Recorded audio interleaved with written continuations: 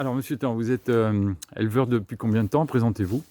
Eh bien, ça fait une quinzaine d'années que j'ai acheté la propriété ici. Et les moutons, je les ai depuis. Ça fait une bonne dizaine d'années que je dois avoir les moutons. 10-12 ans que j'ai des moutons. Et vous en avez Le- combien? Là, maintenant, je suis arrivé à 300 moutons. 300 moutons. 300 moutons, 300 mères, 6 béliers. Parce qu'il faut bien des béliers pour la reproduction, hein. Et il n'y a pas des conflits entre les mâles Les mâles, non, non, ils sont toujours ensemble, ça se passe bien. Et là, en période de reproduction, sur 300, ils ont chacun leur lot de copines. D'accord, bon. Ça, Ça se bagarre pas trop, ça va. J'en ai apporté deux jeunes béliers il y a la semaine dernière. Ça s'est très bien passé aussi, il n'y a pas eu de dispute. J'ai surveillé, si dans le premier quart d'heure il se passe rien, bon, ils viennent un peu se jauger et puis tout va bien, quoi. Alors, quand on a le projet d'avoir des moutons pour entretenir sa prairie, hein, pas pour faire votre métier, mais pour simplement entretenir un petit coin de verdure chez soi, quelle surface, enfin, combien il faut de moutons par surface? Enfin, est-ce qu'il y a un rapport On va encore raisonner sur 1 hectare, donc l'unité c'est ça. 1 hectare, quand on a mis en tant qu'amateur, si on met 5 moutons sur 1 hectare, ce sera déjà bien parce que il y a deux périodes difficiles à passer. C'est l'été, qu'il va falloir complémenter quand il n'y aura plus l'herbe qui va pousser. Et puis après, vous avez aussi l'hiver à assurer, donc il vous faut du foin. Mais après, bon, vous en tant que particulier, ça ne vous empêche pas d'aller acheter une boule de foin. Vous n'avez pas un souci d'économie, de rentabilité Non. sur un élevage comme ça. Non, mais si on voulait être autosuffisant, c'est-à-dire d'avoir l'espace suffisant pour peut-être couper le foin en temps utile pour le stocker, il faudrait quelle surface c'est Bah, je vous dis, c'est il un hectare pour faut deux, rester ça, faut rester là-dessus. 5 moutons, 5 moutons par 5 hectare. moutons à l'hectare, c'est bien.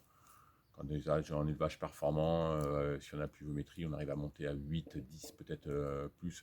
Mais pour un particulier, il faut s'arrêter à 5.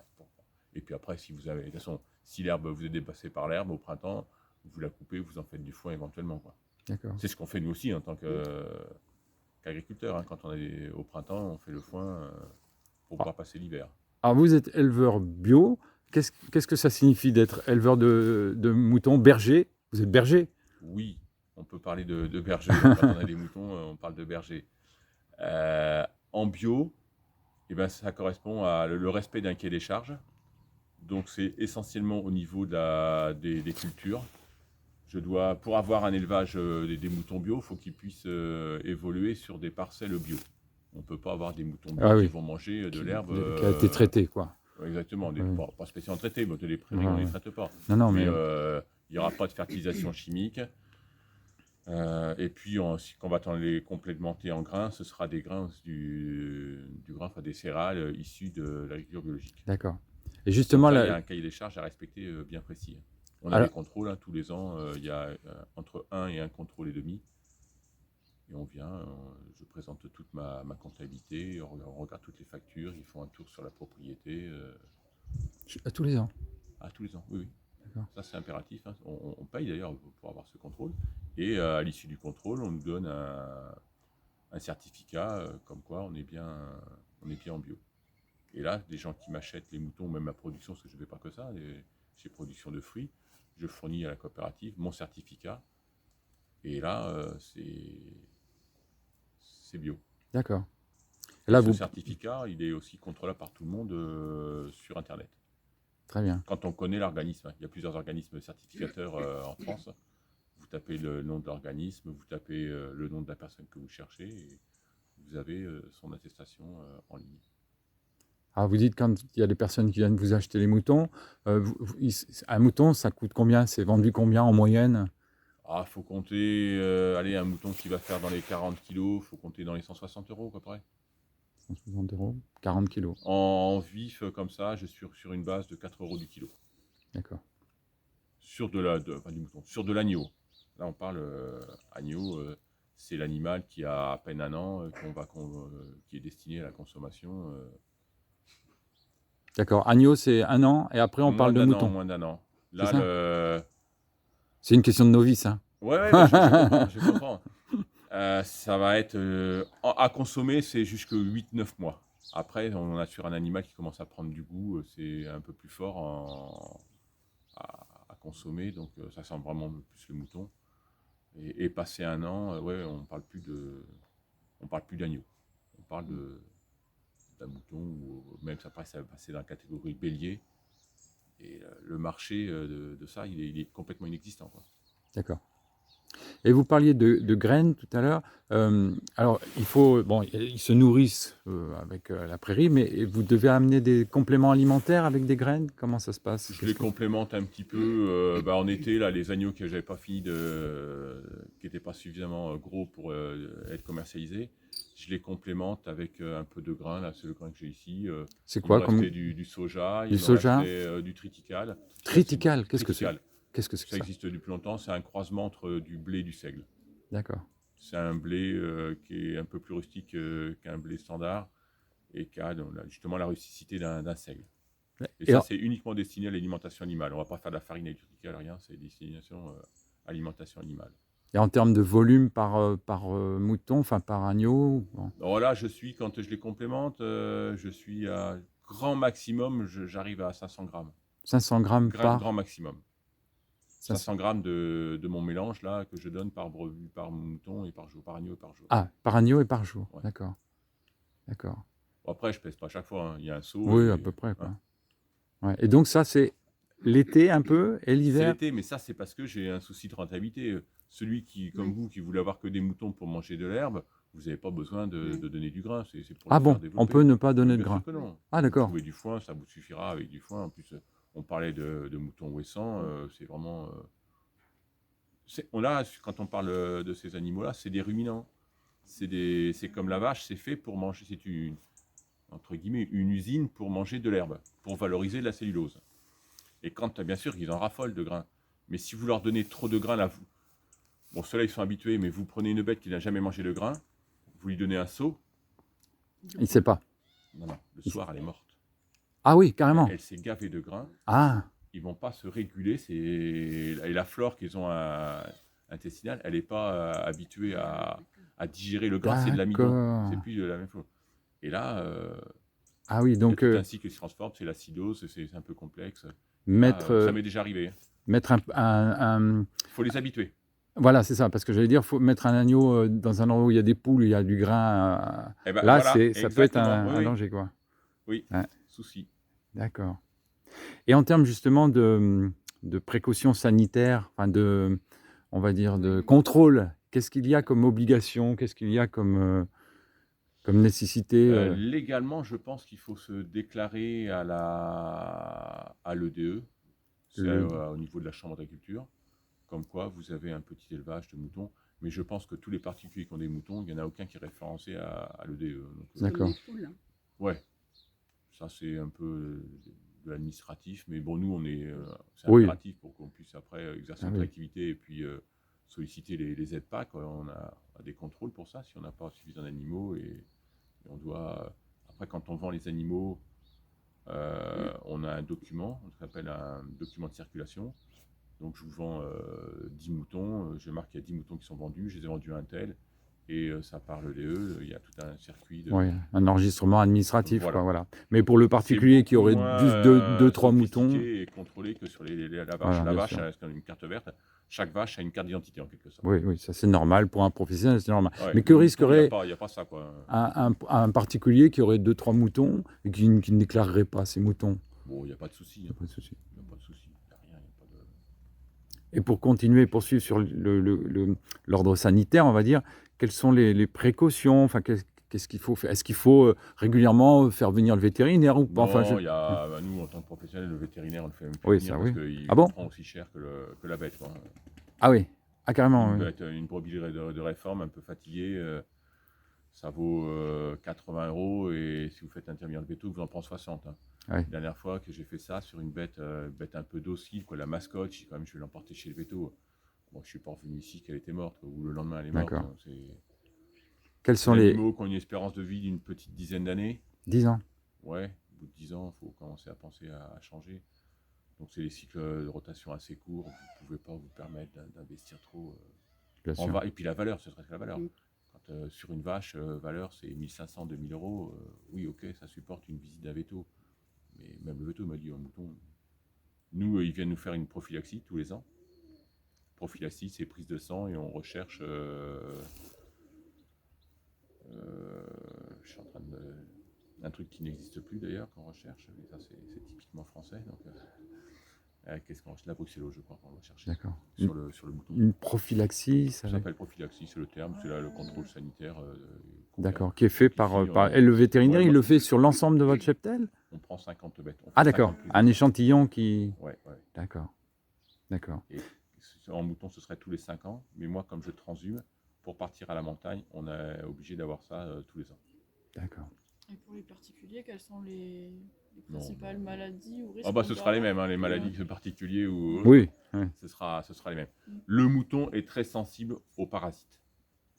Les parasites, c'est des strongs, c'est des espèces de vers microscopiques, des petites sangsues qui vont se mettre dans la pente, dans la caillette et qui vont vous anémier la bestiole. Et là, on le voit, quand la bête est un peu... Déjà, bien souvent, c'est les amaigris. Et sinon, vous les prenez, vous regardez l'œil comme ça, là, si toute la paupière, tout le tour, ou même les gencives sont un peu blanches, comme si nous on est anémié. Et là, carence en fer, et c'est pas bon. Donc, on déparasite. Alors, ça veut dire quoi, déparasiter? Déparasiter, c'est un produit, il y a différents produits qui existent. Qu'on trouve chez les vétérinaires, j'imagine? Chez les vétérinaires, mais bon, il va vous vendre des fioles pour faire un troupeau assez conséquent, c'est ça le problème. Pour traiter 2-3 bestioles, Faut se ça mettre à risque de coûter plusieurs. cher. Qu'est-ce que vous utilisez comme produit? Là, celui que j'ai, c'est Buyback que j'ai utilisé récemment. Buyback. Buyback, c'est le nom commercial. Hein. On va voir la matière active. Faut que je reste dedans. Je crois que j'ai les lunettes en plus pour voir. À chaque fois que j'ai besoin de traiter la posologie. Et du coup, qu'est-ce qu'on peut prendre comme précaution? Comment se transmet le parasite? Alors le parasite, ils sont tous à peu près comme ça. Il y a des cycles. Et l'animal, quand il est infesté, il rejette dans ses excrétions. Ça se met dans l'herbe. Et quand il va remanger, pareil, le parasite, il a plusieurs stades larvaires. Et à un certain moment, il va reprendre, quand le mouton va repasser, l'herbe va repousser un peu. Le parasite, il est à nouveau là. Et c'est comme ça qu'il se reparasite. Mais vous avez des bêtes, la plupart quand même, arrivent à contrôler naturellement le parasitisme. Une bête en bonne santé, elle a un certain pourcentage d'attaque de parasites, mais qu'elle contrôle parfaitement, quoi. Elle a son immunité qui fait que...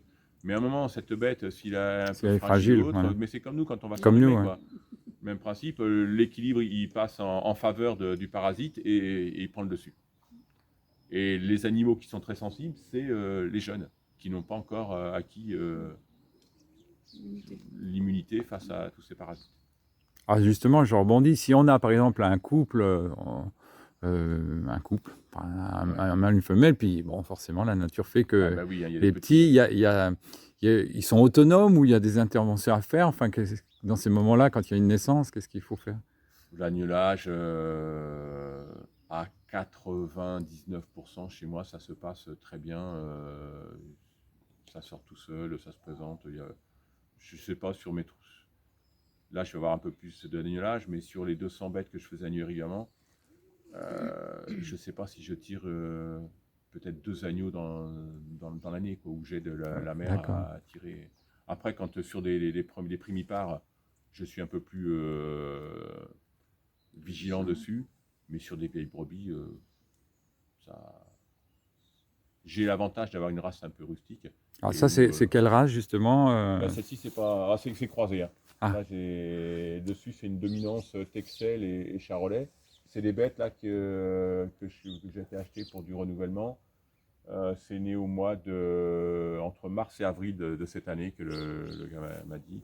Ça pèse à peine 40 kilos. D'accord. Quand vous dites renouvellement, c'est parce que en fait, c'est pour ramener j'ai des brebis, les plus vieilles, elles doivent avoir 11 ans. Et là, ça commence à faire un peu, elles maigrissent. Et quand je les attrape, oui, je m'aperçois qu'elles n'ont plus de dents, quoi. Donc, à les manger quand vous n'avez plus de dents. Donc, de l'herbe tendre, ça va à peu près, mais quand je les rentre dans la bergerie, le grain, elles sont plus capables de le manger. Et le foin, qui est un peu dur, un peu sec, elles ont du mal aussi à mastiquer. Et puis, on s'aperçoit que la belle, elle s'amaigrit.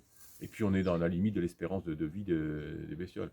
Mm. Mais là, elles ont les plus les 11 ans, c'est les premières que j'ai eues. Donc, Ouais. bah, Alors vous parlez de dents, c'est encore une question de novice, hein. Ça mord un mouton, ça peut être agressif, ça non, peut être méchant, ça absolument peut... pas. Non. Absolument pas. Éventuellement, le bélier va vous charger, là, le fameux coup Par de rapport à bélier des avec la enfants, tête, hein. j'entends, par exemple, hein. Mais Oui. les brebis, vous avez aucun risque. Mm. Non, non, ça mord pas. Y a pas on n'est pas sur des carnivores. Ça m'est arrivé, oui, de me faire mordre par la brebis quand je suis en train de faire une manipulation, que j'y mets le produit pour droguer. C'est une seringue qu'on met dans la bouche. Et là, si vous laissez le doigt, entre les deux molaires, celle du haut, celle du bas, oui, ça pince, hein, Mm. mais après, non, non, il n'y a pas d'agressivité. Quand si on va avoir quelques bêtes, vous mettez 2-3 brebis et vous êtes tranquille, quoi. C'est dès l'instant qu'on va mettre un bélier où il y a un peu de souci. Quand ça va être la période de reproduction, le bélier s'aperçoit qu'il y a un intrus et ça ne veut pas lui convenir. D'accord. À moins qu'il soit castré, peut-être. Ça limite les problèmes, du coup. Et... Ouais, mais alors t'as pas besoin d'un mâle castré, hein. Tu te prends une quatrième dose, quoi. Ouais. On n'est pas obligé de faire de la reproduction si c'est juste de l'entretien de prairie. Ouais, Un peu ouais, des donc il faut brebis, prendre des brebis, hein. Ouais. C'est- Ça peut mal. Et en termes de tonte, est-ce qu'il y Ah, a... la tonte, ça, alors, on le fait tous les ans. ça, c'est obligatoire pour tous les moutons. C'est mieux, sinon après, c'est pas joli, hein, un mouton qui n'est pas tondu, arrivé fin de l'été, là, même l'hiver suivant, la laine commence à tomber, ça fait des lambeaux, c'est pas joli. C'est quelque chose qu'on peut faire soi-même ou alors il faut vraiment... Éventuellement, vous pouvez essayer de vous investir Ouais. coiffeur, mais bon, mais bon, le mouton va pas le reprocher, hein, si c'est mal. Si c'est pas bien tendu, si quoi. c'est pas bien tendu, c'est pas un problème, quoi. Mais on peut acheter une machine à tondre. Oui, mais ça va coûter un peu, Ah, le truc électrique. Quand je dis une machine, non, pas électrique, mais à main, là. à main, non. Mais autrefois, ça se faisait à la force. Ce qu'on appelle la force, c'est un ciseau un peu particulier, et là, il faut être très habitué.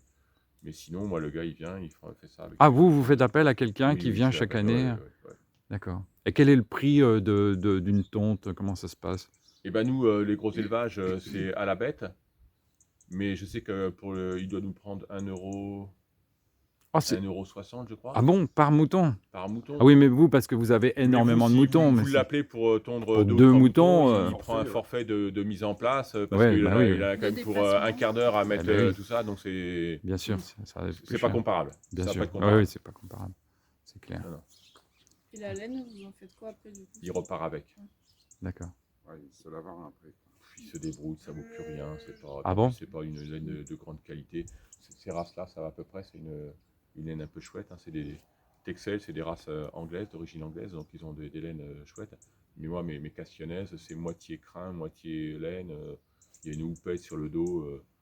C'est Parce qu'il y a une tendance aujourd'hui à l'utilisation des laines de mouton pour faire de l'isolation, tout ça. Enfin, Oui, mais il n'y a pas un très gros marché Ouais. quand Non, même. ah bon. Après, non, je crois m'avait dit le tondeur que cette année ça avait baissé, qu'il avait même tout ce qu'il récupère, il était embêté, il savait pas. Ah oui, il ne savait pas quoi en faire. Son acheteur habituel, Ah mince. pour l'instant, lui ne donnait pas de réponse parce que c'est. Y a pas Il y a beaucoup de Ça partait essentiellement tout tondeurs après, de ça moutons. part en. Ça doit pas être, Ça partait en Chine et puis avec le Covid, ça a bloqué. Ah oui. Ouais. Ah oui. Des tondeurs, oui, il C'est- y en a un sur il y a- la commune. Oui, À... à Fouléron, enfin. Ah, il est, non, c'est sur l'Ognac, ouais, au Moulin d'Arras, ouais. Ouais, c'est René ça. Lantz. Et lui, il se déplace René alors. Lantz. Ouais. D'accord. Il est matelassé. Il est matelassé. Ouais. Ah, il est là, vous le trouvez ah. facilement, il est au pied Ouais. du Moulin d'Arras. D'accord. Ah, très Ouais, bien. c'est le Moulin d'Arras, Intéressant il est au d'aller pied du barrage du lac du Moulin d'Arras. Mm. Ok, Moi, ok. c'est lui qui vient. Donc c'est ils lui viennent- qui se déplace. Ouais. d'accord. Ils viennent à deux troupeaux, pas deux troupeaux, deux personnes. Alors, Et on a... ça m'arrive quelquefois, à une époque aussi, des gens qui avaient des moutons dans le coin, tiens, tu viens, tu me l'apportes là, quoi. Ça passe dans de l'eau. toujours dans le cadre de l'entretien, on m'a parlé qu'il fallait leur couper les ongles. Enfin, c'est quoi la vérité là-dessus? Oui, couper les onglons, parce qu'ici, on a des terrains argileux qui usent pas énormément. Ah, voilà. Et vous avez la corne Qui qui pousse un peu mal, donc il faut éventuellement, il n'y a pas de cette usure. Si elles étaient sur le goudron à marcher, Oui, on ou leur sur mettrait les comme des roches fers, un peu. mais, En montagne, il n'y a pas de problème, quoi. non, à la montagne, on n'est pas trop embêté. On Ouais. monte, on coupe les ongles, je regarde, hein, passe le troupeau en revue, tiens, c'est un ongle un peu long, on coupe. Sinon, vous avez des problèmes de boiterie après. Ouais, c'est très sensible à la boiterie quand même, le mouton. À la boiterie, Ouais, à c'est-à-dire boiter. Ah, Oui. en Il y cas a de quoi le de... classique, c'est le piétin. J'en avais pas au début, et puis à monter à la montagne, on a mélangé tous les troupeaux, je l'ai ramené à la maison. Et c'est une bactérie, moitié c'est une bactérie, moitié champignon, et qui vient détruire la corne. C'est une odeur horrible, très, très typique de pourriture, qui se soigne bien, mais on y revient souvent, quoi. Ça se soigne comment? Ouais, je vais chez le veto avec Ah. la fameuse Là, bombe on va bleue. chez le végéto. La bombe bleue, là, c'est un antibiotique externe.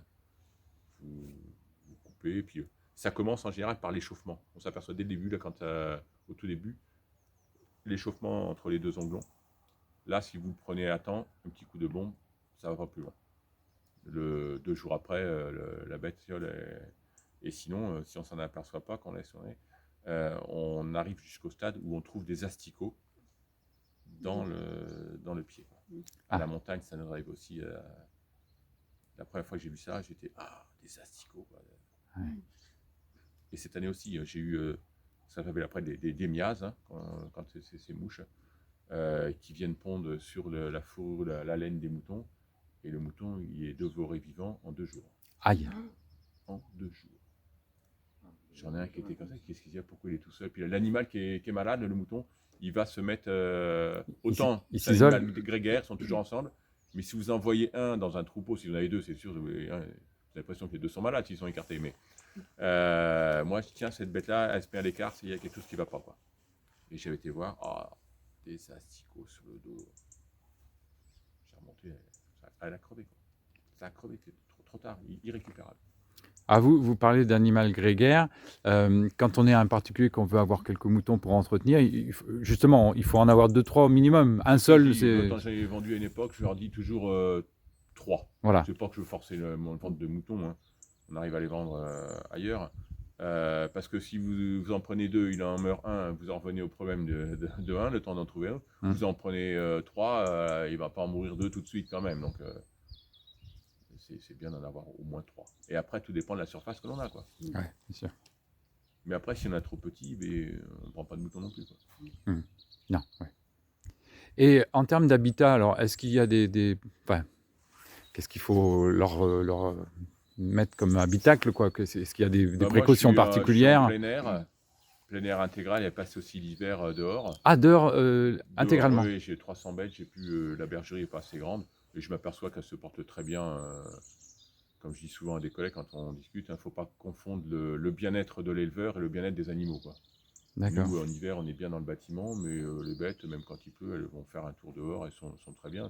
Que dedans, une concentration, vous avez des fois des odeurs d'ammoniac que le fumier dégage. Et j'avais plus de soucis de boiterie en hiver sur le fumier, avec cette chaleur, que dehors, où même si le sol était un peu humide, il n'y a pas cette même présence du piétin qui en hiver se développe pratiquement pas, quoi. Même pas grand froid, parce qu'on voit beaucoup Non, les animaux ne sont pas sensibles au froid. Là, éventuellement la pluie, mais le froid, c'est pas un problème.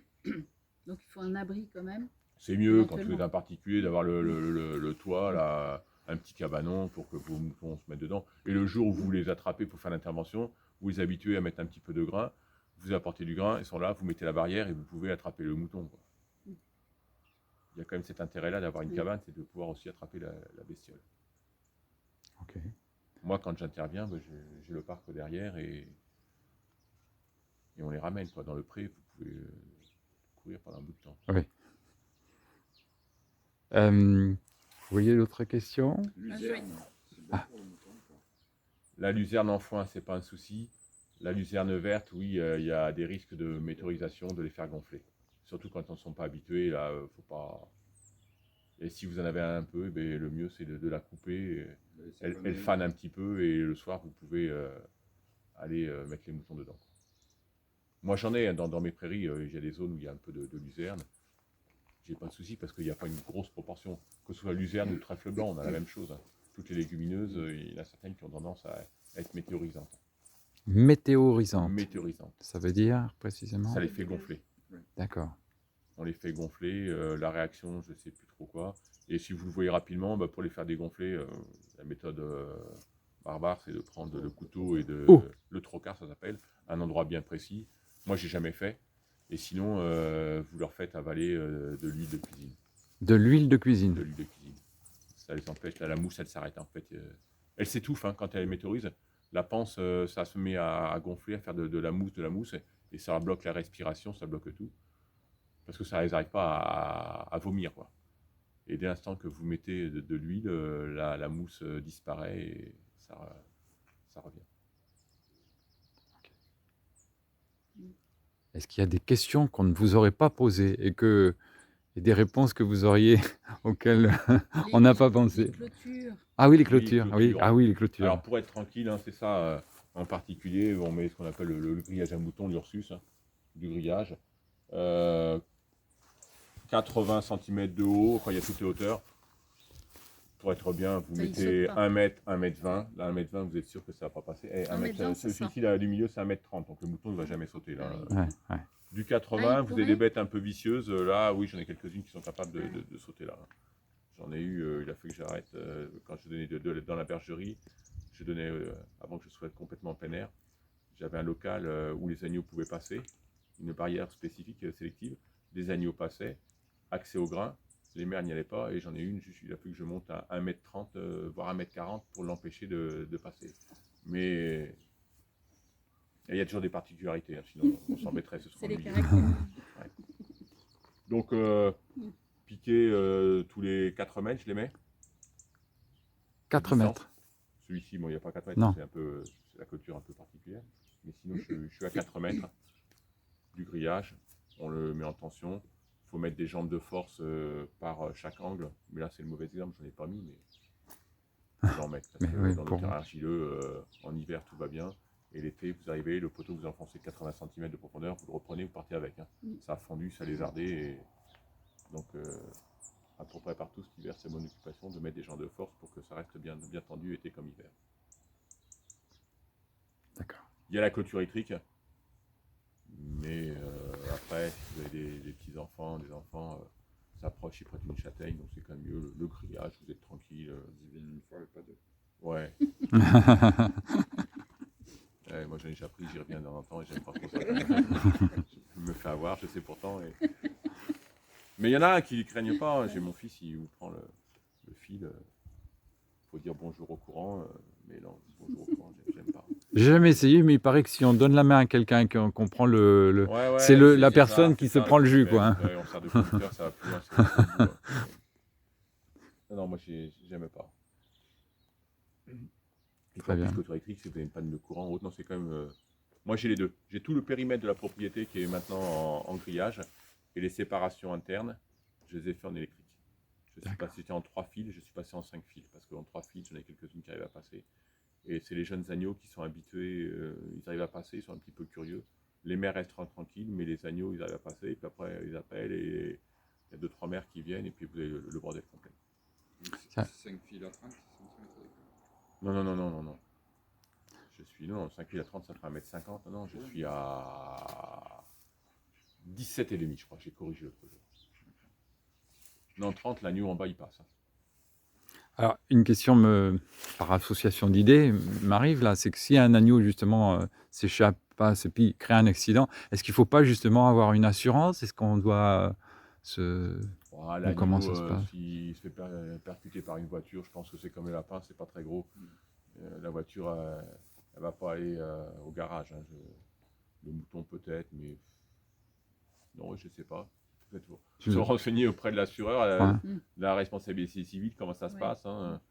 Vous avez un chien, c'est pareil, s'il va mordre le voisin. je pense Oui, que peut-être c'est que à nous, la notre RC qui responsabilité va- civile couvre ça, quoi. Je pense Ouais. à demander, mais Oui, tant qu'on n'est pas un professionnel. ouais. Moi oui, j'ai une RC qui Oui, me c'est couvre normal. pour mon activité d'agriculteur. C'est pas souvent qu'ils se déplacent, les moutons qui se promènent sur la route, mais ça est arrivé que le voisin appelle, Jean-Marie, t'as un mouton qui est sur la route. Si l'autre jour il m'a appelé, il me dit, les béliers, ils avaient vu que les copines revenaient et ça la retardait un peu. Il y en a quelques-uns qui ont sauté la clôture et le voisin un peu plus loin, Jean-Marie, t'as un mouton qui repart à la montagne. Là. Il est sur la route, il est prêt à partir à la montagne. La nostalgie. Ouais. Bien. Mais moi, c'est un animal passionnant pour moi parce que c'est un gabarit, on est au même poids, quoi. Je fais un bon 80 kilos, elles font 50, 60, donc on arrive à manipuler.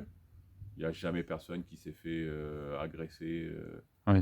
C'est pas Ouais. comme un troupeau de vaches. Une vache, Ah oui. les gens qui ont des accidents. Surtout avec des ça taureaux, arrive. il y a eu des Ouais, accidents ouais. mortels, ouais, c'est En sûr. mouton, non, bon, le bélier qui a vous charger éventuellement, mais j'en ai eu quelques-uns comme ça qui allaient un peu, mais là, bon, faut lui faire Montrer comprendre qui est que le c'est. plus- Ouais, ouais. Et puis s'il casse vraiment les pieds, il part, quoi. Il y a des congélateurs pour ça. Ouais. La durée de gestation. 5 mois. 5 mois. Oui. 5 mois et ça peut vous en faire de 1, 2 et j'ai eu jusque 3 mois. D'accord. 3 agneaux, sachant qu'il n'y a que 2 tétines. Ah, ça se bouscule alors. Ouais, non, le biberon, moi j'ai arrêté. Au début, ça m'amusait, les enfants étaient petits, ils venaient, ça amusait tout le monde. Maintenant, tant pis, hein, donc, sur le nombre de bestioles, je peux pas. Ouais, je comprends. Et puis ça coûte cher, ce lait en poudre, c'est horriblement cher. Un agneau élevé au lait artificiel comme ça, on l'a acheté et on n'est pas sûr de vendre parce qu'il y a quand même pas mal de casse aussi avec ça. C'est pas. Oui, puis c'est un lait en poudre qui doit être particulier, quoi. C'est pas du lait de vache, quoi, non? Ouais, je sais même pas Ah. s'il y a beaucoup de lait dedans. Ah. On Ah. va demander à Lactalis, hein. J'ai Ah. un spécialiste. Hein. Non. Je sais pas. Quand on regarde la composition, il y a un peu de lait quand même, mais il y a tout plein de choses pour pas que ça coûte trop cher à produire. Alors, de toute façon, s'il y a que 2 tétines, la nature fait bien les choses. Ça doit être rare, quoi, j'imagine, 3. Ouais, Voilà. c'est rare. Il y a des Ouais, races c'est qui ont ça. été sélectionnées pour en faire 2 voire 4, mais là, on va chercher les ennuis, quoi. Et alors, en termes de race, justement, est-ce qu'il y a, pour un particulier, enfin, qui veut justement entretenir son terrain, est-ce qu'il y a une race peut-être plus... C'est celle qui va vous plaire. Ah. Voilà, la meilleure race, c'est celle que vous allez voir. Tiens, Ah, ce ok. mouton est joli. Ah. Bon, il n'y a pas de règle. Moi, il y a des races aussi qui me plaisent pas, que j'entends pour bien, j'en veux pas, quoi. Elles sont pas belles, terminées. On fait un élevage pour avoir des animaux chouettes. Quand on choisit un chien, on choisit d'apporter le plus beau chien, celui qui nous plaît, quoi. Ouais. Donc un animal domestique, un usage comme vous voulez en faire, il faut que l'animal il vous plaise. Ok. Il y a une race, la charmoise, c'est pas très joli, les yeux au-dessus de la tête, c'est une tête de grenouille un peu, c'est pas très beau. Elle est pas très charmante. Non. Oh, ça dépend, hein. Non, là, Les goûts et les couleurs, comme on dit. Très bien. Vous avez d'autres questions qui... Non? Non. Bon, bah écoutez, on vous remercie pour toutes ces réponses et puis Non, c'est avec plaisir, j'ai toujours plaisir à communiquer sur métier, mon métier. c'est bien. Et où est-ce C'est que un- vous allez dans les Pyrénées là, C'est un métier de passion pour moi. Les éleveurs, on est des passionnés quand on fait ça. C'est bien. Bah, vaut mieux. Exactement. Hein. Je vais dans l'Ariège, D'accord. Saint-Giron, vous connaissez? Comme ça, quoi. Donc je rentre pas plus dans le détail alors. On est à la frontière espagnole. L'Estive, après, là, on monte et on va. Le village, c'est Saint-Ain. Et en haut de l'alpage, après, on est en Espagne. Vous restez On quoi monte à. La cabane principale est à 2000 mètres. Et on remonte de l'autre côté. On va le col du Port du Reste est à 2004, 2005. Et après, on est en Espagne, de l'autre côté. On part début juin. Tout dépend de la météo, si la neige a fondu là-bas. Et on redescend fin septembre. Et cette année, on est redescendu quelques jours plus tôt parce que la neige a fait une apparition. En principe, plutôt quelques flocons qui peuvent tomber au mois de septembre, mais là, elle est tombée correctement. La bergère a appelé l'éleveur qui est en bas, trouve une solution parce que j'arrive. Je commence bientôt à plus voir les moutons, donc Et donc descendu en catastrophe. vous restez un moment ou... Ouais, moi j'y vais, je passe le week-end ou 2 jours, mais de Ouais, nuit vous passez pas éventuellement. toute la durée de... Non, on a berger là-bas, des bergers salariés et qui D'accord. restent. Ouais, parce que vous avez d'autres activités ici, quoi. Ouais. Et alors l'ours, on parlait de l'ours là-bas sur place. Et ben l'ours, il ne se contente pas que de manger des myrtilles et des framboises. Hein. Un ours, ça fait 250-300 kilos, donc il a un appétit un peu développé. Moi, quand je monte, si j'ai trouvé dans l'équivalent du creux de la main en myrtille c'est le bout du monde. Donc quand ils voient une brebis, c'est quand même un peu plus facile à attraper qu'un... Là-bas, il y a quoi? Il y a des... il y a quelques chevreuils, il y a des... oui. Donc nous, on a du mal à attraper un mouton, mais lui, Il sait faire, il sait faire. il sait faire. C'est un prédateur, il est spécialisé pour ça. Il est à l'affût. Il court vite. Et bien souvent, ouais, il se met à l'affût Ah. et il attrape la bergère, elle a dû faire une fois ou deux. La bête un peu en retrait, ça y passe. Et puis, non, il est spécialisé pour ça, quoi. Est-ce que vous avez beaucoup de mortalité à cause de l'ours? Chaque fois qu'il y a une bête attaquée, on appelle, il y a un organisme, hein, il y a des experts qui montent, et les experts, ils sont habitués maintenant, c'est pas des experts pour rien, ils vous le disent si c'est l'ours ou pas, et puis même les bergers maintenant, ils le voient, la bête qui est tombée, qui est là, qui était ouverte, dévorée, il n'y a pas de chien errant où on est, nous il nous faut 3 heures de marche pour monter jusqu'à la cabane. Il n'y a pas de vol de mouton non plus, c'est impossible. Si vous voulez voler un mouton, vous allez voler dans la plaine, vous n'allez pas faire 3 heures avec un mouton sur le dos. Il y a quand même plus facile à... On a 1000 mètres de dénivelé. Donc les experts, même quand il ne reste plus, parce qu'il y a aussi les vautours, une fois que le mouton a été attaqué, que l'ours il se contente en principe de manger il a ouvert au niveau du sternum et il consomme les viscères, les poumons. C'est comme ça qu'ils s'aperçoivent que la bête a vraiment été attaquée par l'ours. Et après, c'est les vautours qui font le travail. Et les experts, même s'il ne reste que la peau et les os, ils savent vous dire si c'est un ours ou pas.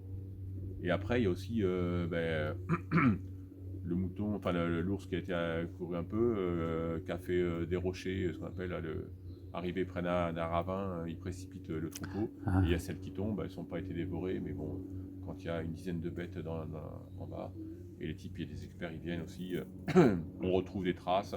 Ils cherchent des indices, des poils et autres. Il y en a un qui vient avec un chien qui est spécialisé. Le chien, il marque l'ours, il ne marque pas le lièvre, celui-ci. Non, il y a des gens très compétents dans ce domaine pour identifier. Et après, s'il n'y a qu'une simple suspicion, on est quand même dédommagé. Parce qu'on est dans une zone, tout le massif pyrénéen et tout un zonage, des cercles, cercle 1 et cercle 2, je crois qu'on appelle, où il y a présence avérée de l'ours, avec des indices en permanence. L'autre zone où l'ours se fait passer, on ne trouve de temps en temps que des indices. Et puis d'autres zones où on pense qu'il n'y a que l'ours, mais il n'est que passé, sans plus. Et quand vous êtes dans la zone 1, où forte présence de l'ours, où ils savent d'ailleurs que l'ours, il passe l'hiver là, il a sa tanière. Là, s'il y a un dégât, ils indemnisent quand même. Mais il faut retrouver. Et les bêtes, moi cette année, ça a changé parce que c'est plus le même organisme qui s'en occupe pour nous régler. Sur 180 bêtes que j'ai montées, il m'en manque une dizaine. Je crois que j'en ai 2 qui ont vraiment été expertisés ours. Après, les bergers, bon, il y en a aussi la bête qui retrouve morte, que comme ça, qui n'a pas été dévorée, rien, bon, morte d'une maladie ou parasitée ou autre. Bon, celle-ci. Et après, je pense que sur les 10, il y a 5 qu'on a retrouvées. On ne retrouve pas du tout. Alors, est-ce que l'ours l'a emmené plus loin? On ne sait pas. Donc, celle-ci. Oui, la montagne est vaste. Ouais, c'est la perte. Après, on a aussi. À la propriété, là, à la ferme, il y a des moutons qui meurent aussi naturellement, quoi. Donc, oui, bien sûr. je sais que j'avais eu l'occasion de rencontrer la préfète de l'Ariège, je ne sais plus comment elle s'appelait cette dame. Je dis bon, ce serait bien, on fait un stock début, stock fin, hein, pour parler un peu comme des industriels. Il nous en manque tant. Le pourcentage de morts naturelles, on enlève, et tout ce qui est au-delà, et ben, oui, ça simplifierait plutôt que de faire des enquêtes, quoi. On vous rembourse, quoi. Parce que dans cette histoire, c'est quand même l'éleveur qui en pâtit. Qui met de sa poche, que tous les défenseurs, les organismes écolos et autres, eux, ils n'ont pas une caisse où ils disent tiens, c'est pour nourrir l'ours, quoi. Je paye une cotisation, 150 € à l'année, et ça va nourrir les ours, ou ça va indemniser les agriculteurs qui... Non, Ouais, c'est quand même encore de l'argent de l'État, quoi. oui, c'est de l'argent public. C'est l'argent public. Tout à fait. Ok, bon ben, Jean-Marie Tan, merci. Alors, on a fait le tour un petit peu de tout l'aspect et du métier je des pense. moutons. Ouais, C'est bien. On se met pas éleveur en 2 heures de temps, mais bon, Non, non. il y en a qui passent une vie à essayer de devenir éleveur, hein. Bon, ben, très bien. Merci, à très bientôt. Merci.